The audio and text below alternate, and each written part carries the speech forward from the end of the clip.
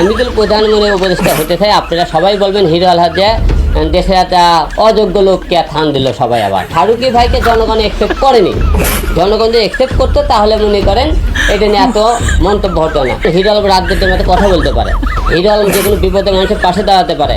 Hero Alam চারবার জাতীয় সংসদ নির্বাচন করছে, মানুষের পাশে দাঁড়ায়, যে কোনো অন্যায় অত্যাচারে প্রতিবাদ করে, সেই দিকে সব কিছু যোগ্যতা আছে। হিরো আলম দুইটা যোগ্যতা নেই, হিরো আলম লেখাপড়া নেই, হিরো আলম দেখতে সুন্দর না। আর আমি আপনাকে আগেও বলছি, এখনো বলেছি, আমি রাজনীতি থেকে ইস্তফা দিয়েছি, আমি রাজনীতিতে কাম ব্যাক করতে আর চাই না, কারণ এই রাজনীতির মানুষের কোনো ভবিষ্যৎ নেই। গত 2 দিন ধরে আমি বিভিন্ন জায়গায় আমার বিভিন্ন জায়গাতে ফোন করা হইতেছে এবং বিভিন্ন জায়গাতে আমাকে নিয়ে পোস্ট করতেছে ফেসবুকে, এবং অনেকে ব্লগ ভিডিও বানাইতেছে যে আপনারা যারা মুস্তফা ফারুকী ভাইকে যারা দিয়েছেন আর কি উপদেষ্টা হিসেবে দায়িত্ব, এর থেকে হিরো আলম অনেক ভালো আছে, হিরো আলম গেলে ভালো হতো, অনেকে এরকম অনেক কথা বলছে। আমি তাদেরকে একটা কথা বলতে চাই, আমি কিন্তু রাজনীতি থেকে ইস্তফা দিয়েছি, আমি রাজনীতি আর কাম ব্যাক করবো না, কারণ আমাকে নিয়ে এই সমস্ত আপনারা আজে বাজে কেউ মন্তব্য করেন না, আজে বাজে কেউ লেখার কোনো কারণ নেই। কারণ আমি তো প্রধানমন্ত্রী উপদেষ্টা হতে চাই, আপনারা সবাই বলবেন হিরো আলহাজ যে দেশের একটা অযোগ্য লোককে থান দিল সবাই। আবার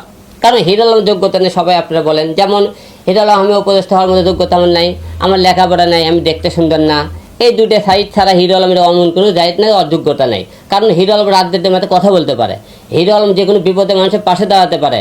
হিরো আলম চারবার জাতীয় সংসদ নির্বাচন করছে, মানুষের পাশে দাঁড়ায়, যে কোনো অন্যায় অত্যাচারে প্রতিবাদ করে, সেই দিকে সব কিছু যোগ্যতা আছে। হিরো আলম দুইটা যোগ্যতা নেই, হিরো আলমের লেখাপড়া নেই, হিরো আলম দেখতে সুন্দর না, এটা অযোগ্যতা হিরো আলমের। অনেকে বলে যে অযোগ্য লোককে থান দিয়েছে, এই জন্য আমি প্রধান উপদেষ্টা হতে চাই না। এই নিয়ে আপনারা অনেকে আমাকে প্রশ্ন করছেন, অনেকে অনেক মন্তব্য করতেছেন। আর ফারুকীর ভাইয়ের বিষয়ে অনেকে বলছে যে আপনারা হলে তাকে দিয়ে অনেকে বাজে মন্তব্য করতেছেন।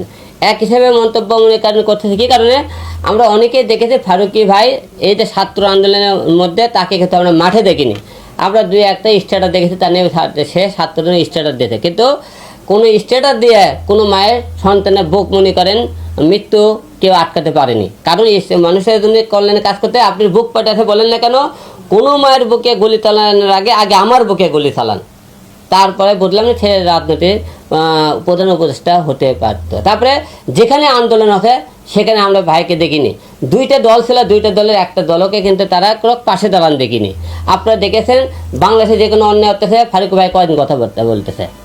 আমার কথা এখানে প্রধান উপদেষ্টা হতে পারে, আপনি দেন, আপনি বিভিন্ন লোক দেন, আন্দোলন আমার পাঠ্য ভাইক দেন, মির্জা ফখরুল স্যারকে দেন, তারপর রুহুল কবির রিজভী স্যারকে দেন, এবং যে সমস্ত ছাত্র আন্দোলন করে যারা শহীদ হয়েছে তাদের পরিবারকে কাউকে দেন, যাদেরকে দেন জনগণ কথাবার্তা বলবেন। আপনারা এমন একটা লোক দেখছেন জনগণ তাকে মেনে নিতেছে না।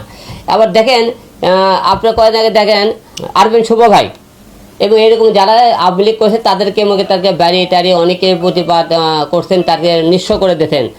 এরকম তাহলে তো তৃষা আপাও তো তাহলে আপনি বঙ্গবন্ধু সিনেমাতে কাজ করেছে আপনি সবাই জানেন। সে যদি কোনো অপরাধ না করে থাকে তা আপনি তাদেরকে কেন অপরাধী করলেন আপনারা? এবার তার পরিবারের মনে থাকে দিলে উপদেষ্টা হতে পারে, আর তাহলে আর মানুষ তাহলে কী করলো? মানুষটা প্রতিবাদ তো করবে, মানুষটা উপদেষ্টা কেন মেনে দেবে? এবং যারা এখন বর্তমান ছাত্ররা আছেন এবং যারা বর্তমান ডক্টর ইউনূস স্যার আছেন, আপনাদের 2 দিন পর পর কিন্তু জনগণ উপদেষ্টা বানানোর জন্য আপনাকে কখনো বসায়নি। আপনারা উপদেষ্টা বানাবে জনগণ, সিদ্ধান্ত নেবে, এবং আপনার উপদেষ্টা কাউকে বানানোর আগে জনগণ সব বসবেন যে আমরা এখানে উপদেষ্টা বানাবে থাকবো, এবং যারা দলীয় লোক আছে তাদেরকে বসেন যে আমরা একে উপদেষ্টা বানাবে। আপনি হুঠাৎ করে আপনার যাকে খুঁজে তাকে উপদেষ্টা বানাতে পারেন না, কারণ আপনাকে উপদেষ্টা বানানোর চাকরি দেওয়া হয়নি ওখানে, আপনার দেশ ঠিক করার জন্য আপনার চাকরি দেওয়া হয়েছে। আপনারা যদি না পারেন আপনার কাজ একটা সুষ্ঠু নির্বাচন দেওয়া, তত্ত্বাবধায়ক সরকার থেকে আপনি সুষ্ঠু নির্বাচন দেন, কিন্তু আপনার 2 দিন পর পরে আপনারা প্রধান উপদেষ্টা বানাবেন, একে মনে করেন পদ থেকে আরেকজনক পদ দেবেন, এতে দেশের আগে মনে করে শান্তি দেখতেছে না, বিশৃঙ্খলার সৃষ্টি হইতেছে। তাই বলবো জনগণ যাকে স্বীকৃতি দেবে আপনি তাকে দেন, এবং ফারুকী ভাইকে জনগণ অ্যাকসেপ্ট করেনি, জনগণ যদি অ্যাকসেপ্ট করতো তাহলে মনে করেন এটা নিয়ে এত মন্তব্য হতো না। আর আমি আপনাকে আগেও বলতেছি এখনও বলেছি, আমি রাজনীতি থেকে ইস্তফা দিয়েছি, আমি রাজনীতিতে কাম ব্যাক করতে আর চাই না, কারণ এই রাজনীতি